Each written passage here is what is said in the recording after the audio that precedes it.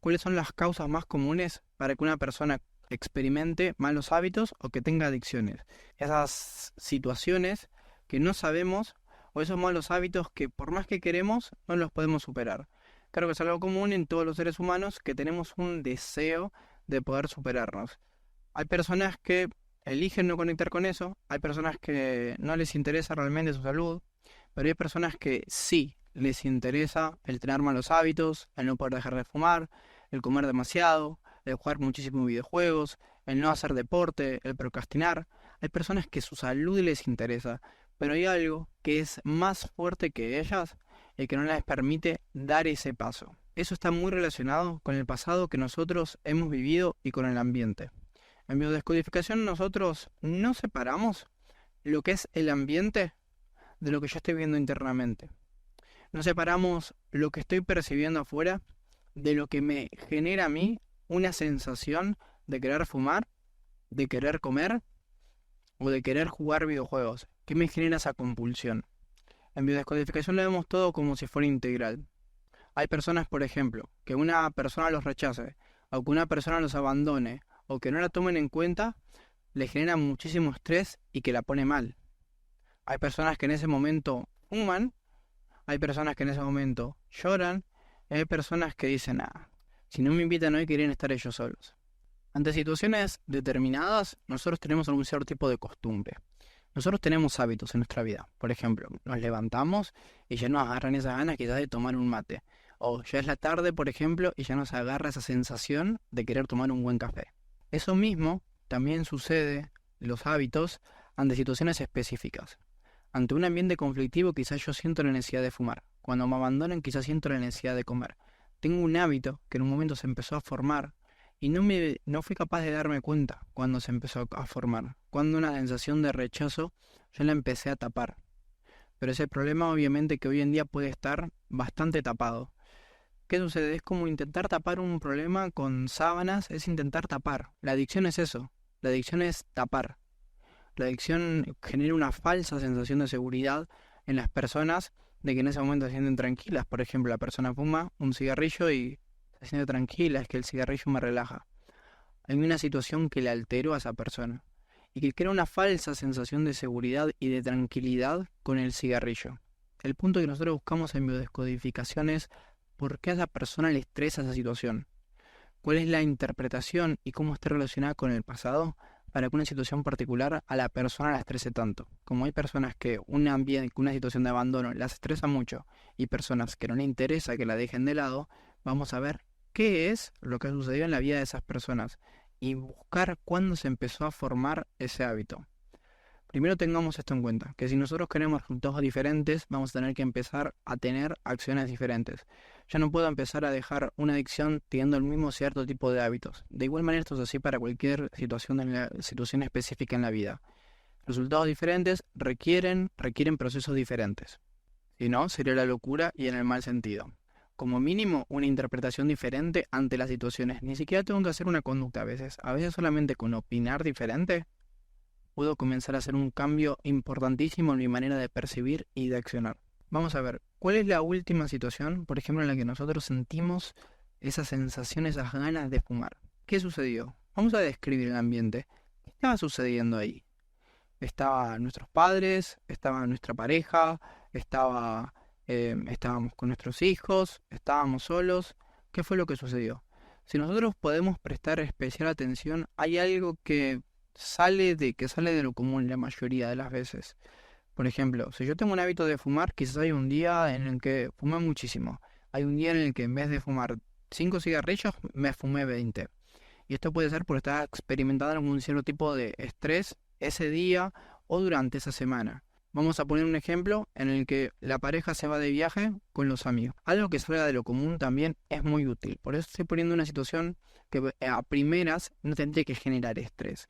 Yo tengo una sana relación de pareja, siendo mujer, por ejemplo, que el hombre se vaya de viaje con sus amigos y años de confianza no tendría que representar mayor estrés.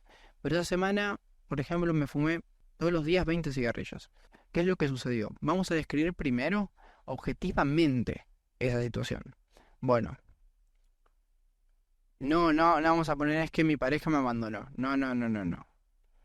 no vamos a poner nuestra interpretación de manera objetiva. Simplemente, mi pareja se fue de viaje con los amigos. O mi pareja se fue de viaje sin decirme nada. Punto. Ya está. Describimos el ambiente, con quién estamos, estoy yo sola, en mi casa, me quedo sola con mis hijos. Describimos la situación objetivamente. Ahora la situación vamos a compararla, porque lo que nosotros tenemos que hacer es encontrar un hecho común más que nada. Vamos a ver cuál es el patrón general que hay en esas situaciones. Vamos a hacer esto, no vamos a ponerle mi pareja, vamos a poner hombres. El inconsciente no diferencia muy bien cuando son padre, hijo, pareja. El inconsciente lo que son sexos la tiene clarísima. Pero lo que son los distintos tipos de figuras o roles que puede interpretar un hombre o una mujer, le cuesta un poquito eso. Vamos a buscar un hecho común, por ejemplo. Bueno, entonces ahora, por ejemplo, yo estoy en pareja, tengo 40 años, tengo mis hijos y me voy a ir cuando tenía 28, por ejemplo. Entonces mis hijos no están. Y me doy cuenta de que mi pareja en ese momento se va sin decirme nada. Así, de un día para el otro, yo estoy en una relación de pareja y mi pareja se va de viaje. En ese momento, si yo ya tenía ese hábito, puede ser que se vea, como veíamos anteriormente, exacerbada la conducta que nosotros tenemos, o que podemos haber comenzado a fumar en ese momento. Ahí obviamente que es una situación puntual de que cuando una pareja se va sin decirte nada, que uno se preocupe y que uno se pueda llegar a estresar. Pero hay personas que les costará mucho y hay personas que lo pueden gestionar. ¿Qué pasó en mi infancia? Porque no es lo mismo una persona que se ha criado en una familia completamente funcional a una pareja en la que el padre, desde que nació, trabaja en otra provincia y que viaja 5 días a la semana. No es lo mismo. Ya está demostrado que está muy sustentado en los primeros años de nuestra vida. Hay sobre los estudios hoy en día de que demuestran de que los primeros años de nuestra vida, incluso la gestación, determina en gran medida nuestra personalidad y nuestro carácter. Vamos a seguir describiendo, vamos a seguir con el mismo hilo. Un hombre se va sin decir nada. O hay un hombre ausente. Tenemos dos posibles descripciones. Esta misma acción de describirla la podríamos seguir describiendo. Por ejemplo, cuando yo tenía 14 años, mi mamá, por ejemplo, está en pareja con el que sería mi padrastro, con el que sería su pareja de turno, y esta pareja se va.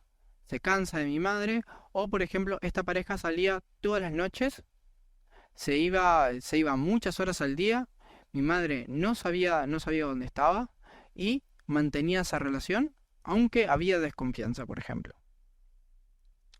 Entonces yo veo a mi madre constantemente preocupada por ese cierto tipo de situación, y esto no es algo menor. Nos tiene que dar claro algo. Para los niños, las palabras son enanos y los ejemplos son gigantes. Muchas veces me llevo a encontrar madres que le pueden decir a sus hijos, ay, es que vos no hagas esto que yo hice. Y no, señora, eso no funciona así. Si para un hijo usted le muestra de que hay una costumbre, de que cada vez que una persona le pide ayuda, usted está para esa persona, más allá de que usted le diga a su hijo, amor, priorizate, pensá por vos, el niño o la niña no entiende eso. Las palabras son enanos y los ejemplos son gigantes. Tenemos que encaminar nuestros actos con nuestras palabras. Entonces, esta era una situación repetitiva. Mi madre no sabía dónde estaba su pareja, la pareja se iba varias horas al día, mi madre no se atrevía a terminar esa relación. Seguimos con el hilo. Quizás cuando yo tuve 5, 6 o 7 años, mi padre falleció, por ejemplo. Entonces esa ausencia de que el padre no esté, para el inconsciente es atemporal. El inconsciente no entiende entre futuro y pasado. Para el inconsciente, el trauma que vivió, lo experimenta hoy. Si yo salgo en un trauma de mi pasado, lo voy a experimentar de distinta manera en el presente. El trauma, el dolor que viví en el pasado, haber creado una familia disfuncional, que siempre se gritaban, o donde había mucha sobreexigencia, yo voy a experimentar ese dolor hoy. No voy a querer sobreexigirme, no voy a querer tener conflictos, no voy a querer no voy a querer elevar mi tono de voz, no voy a querer enojarme. Entonces ahí tenemos un hecho muy doloroso a los 5, 6, 7 años de que el padre se fue. Es natural para una hija que experimentó un dolor de una pérdida, que luego de adulta experimente dolor o durante los años cuando las parejas le terminan o cuando las parejas la abandonan. Si hubiera sido, por ejemplo, la situación de rechazo en el que el padre no establecía una relación emocional con la hija, más allá de lo físico, quizás tuvo un padre que, por ejemplo, sustentaba económicamente, daba mucho aporte y cuando tenía ratos los fines de semana le daba atención a los hijos, pero 5 días a la semana iba desde el trabajo a la televisión y no establecía un vínculo. Eso el niño también lo vive como abandono. El niño en abandono emocional también lo vive como físico. Que nos quede claro eso, esa situación que en el pasado nos generó un trauma. Y eso, luego nosotros empezamos a generar un hábito, nosotros empezamos a tapar esa emoción quizás del abandono o del rechazo, o cuando tenemos que sobreexigirnos porque hoy nos piden el trabajo de que trabajemos de más, entonces esa semana fumamos muchísimo o comemos de más, ya somos conscientes de lo que nos genere esa insatisfacción emocional, de lo que nos genera esa incomodidad. Entonces lo que tenemos que hacer es abrir la puerta a esa herida, abrir la puerta a sentir esa herida, que es algo que no hicimos anteriormente. Si yo experimenté mucha sobreexigencia o abandono, no me permito ejercerlo. Y lo que necesito es empezar a tomar ese recurso. En este caso lo que se necesita es empezar a aplicar ese recurso que uno enjuició tanto y que rechaza mucho por la situación en la infancia que generó mucho estrés. Haya experimentado abandono, soledad, rechazo, sobreexigencia, necesito abrir la puerta a esa herida. Es como que tenemos una herida en el cuerpo emocional. Y las heridas en el cuerpo emocional se pueden trabajar similar a cuando a una persona a una persona adicta le empiezan a sacar las drogas. Vieron que a una persona adicta, cuando está en un proceso de desintoxicación, los primeros días vomita, por ejemplo. Vomita, tiene fiebre, el cuerpo en un proceso de depuración total. En el cuerpo emocional sucede de una manera similar. Cuando uno está experimentando un abandono, uno se tiene que ver en ese momento en el que está yendo a ejecutar esa tendencia. Es como que uno se tiene que tener un poco entre la espada y la pared. Y entre la acción que estoy por realizar y donde estoy en este momento hay un espacio. En ese espacio está la posibilidad de nuestro cambio.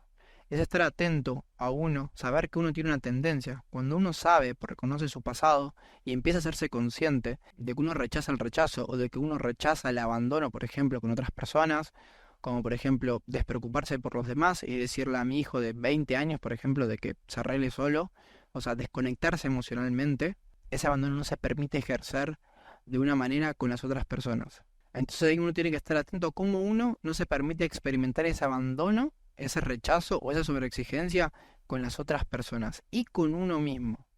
Uno le abre las puertas a eso y cuando uno entra en ese espacio de cambio, es normal sentir turbulencia, empezar a sentir que el corazón late, empezar a sentir que el cuerpo se acelera, porque, porque estamos empezando a vivir algo que anteriormente tapábamos. Algo que nos generaba antes una, una sensación de incomodidad, ahora le estamos abriendo la puerta. Ahí hay otro recurso que se puede aplicar, que es empezar a distanciarse un poco. Empezar a distanciarse de lo que uno está sintiendo. Esto lo han hecho muchas veces con el cuerpo físico, pero no sabemos hacerlo con el cuerpo emocional. Por ejemplo, cuando se han cortado. Cuando se han cortado, quizás se cortaron el dedo con algo y sangraba. Y les dolía. Pero mantener una compostura emocional es como, sí, me duele, pero lo puedo llevar. Eso mismo hay que hacer con las emociones. Cuando son incómodas, cuando hay ansiedad, cuando hay mucha tristeza y no queremos que nuestras emociones nos lleven tanto, es como ejercer una distancia. Ejercer un distanciamiento. Recordemos que no todo lo que sentimos es realmente lo que está sucediendo. No es tan real como nosotros creemos que es. Está muy relacionado con lo que nosotros vivimos. Por ejemplo, si mi padre fue despedido de una empresa porque una persona habló mal de él, puede ser que inconscientemente yo esté muy atento a que otras personas hablen de mí. Porque para el inconsciente, eso es supervivencia. Eso implicó no comer, eso implicó meses de estrés. El inconsciente guardó ese trauma. Entonces empezar a aplicar ese espacio, empezar a ejercer ese distanciamiento y no creernos todo lo que estamos sintiendo en esa situación. Si lo que deseas es un procedimiento muchísimo más detallado, con más preguntas disparadoras, para que puedas aplicarla a tu caso, tengo un mini ebook que estoy regalando. Es un mini ebook llamado Desde la ansiedad hacia la calma. En ese mini ebook hay un proceso para que una persona pueda autobiodescodificar la ansiedad. Pero ese mismo procedimiento es igual de aplicable para miedos, para patologías como pueden ser las adicciones y para la depresión. Y comparte también recursos para que una persona pueda empezar a cultivar el amor propio, empezar a cultivar la confianza en uno mismo y empezar a cultivar esa autoridad que se necesita muchas veces para poder marcarse un límite cuando uno dice basta, hasta acá llego con este hábito. Muchas gracias por haber visto este video.